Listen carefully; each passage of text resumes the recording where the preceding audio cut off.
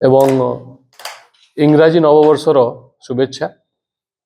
आज गोटे बहुत खुशीर कथा जे आमे आज एठी एकत्रित होइछे। या पछर कारण हैला जे आपण माने समस्ते जानिथिबे जे अयोध्या जीवा पई सनातनी जागरण मंच तरफरु गोटे पंच धातुरे तैयारी हेतिबा गोटे धनु तैयारी हेछि एवं ताहा आगामी दिन रे समग्र ओडिशा भारतवर्ष बुली सारी अयोध्या जाई पहुँचब एवं मंदिर रे सेटा प्रतिष्ठा मध्य हब।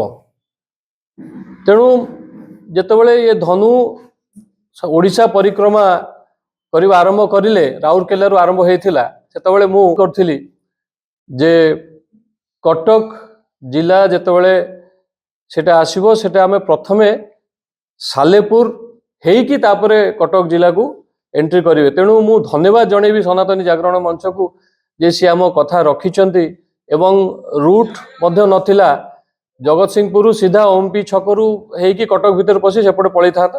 किंतु धन्यवाद देवी काली राति रे कन्फर्मेशन कले जे आमे ताकू बाटरू डाइवर्ट करिकी सालेपुर से पवित्र धनु आसीबो एवं समस्ते ताकू देखि परिबे एवं जहाँ तांकर भगवान रामलाल को पाखरे प्रार्थना अच्छी सेठी मध्य फूल देकी छकरे छकरे पूजा मध्य करि परिबे। से सुजोग मध्य आम सालेपुर वासी को निश्चित भाव में मिलवा दरकार। तेणु जाहू आज आमे सेइत में एकत्रित होइछे जे मु टिके जणेबा को चाहूचे आपण मान माध्यम रे मोर मीडिया भाई भौणी को माध्यम रे जे जे टिके कथा को आमे अधिकार अधिका प्रचार करिबा प्रसार करिबा समस्त को पाखरे पहुंचेबा। समस्ते निज निज घरु काली बाहरी आसी से पवित्र धनुर दर्शन केमती करि परिबे से चेष्टा मध्य करिबा। मु खाली आपण मान को टिके इन्फॉर्मेशन देई देबी। आज राति रे धनु बोधे सारला मंदिर रे रहिबे। आज तांकर सेठी रहणी काली सखाळू से जगत सिंहपुर परिक्रमा करी पाखापाखि 2:30 2:00 2:30 कि 3टा प्राय टाइम देचन 2टा रु 3टा मझिरे भितर से आसी आम अंचल को पहुंचे। से कंदरपुर पाखरु जो गांधी छक अच्छी गांधी छकरू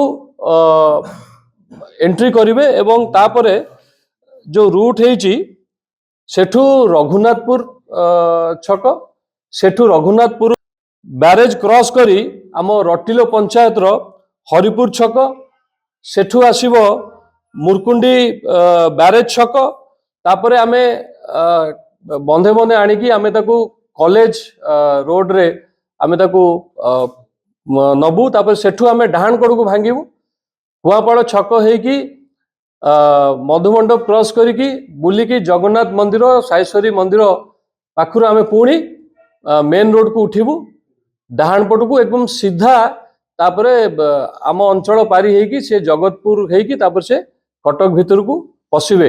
नुआ नुआ खबर जानिबा पई आमो एलएन टीवी को लाइक शेयर और सब्सक्राइब करंतु।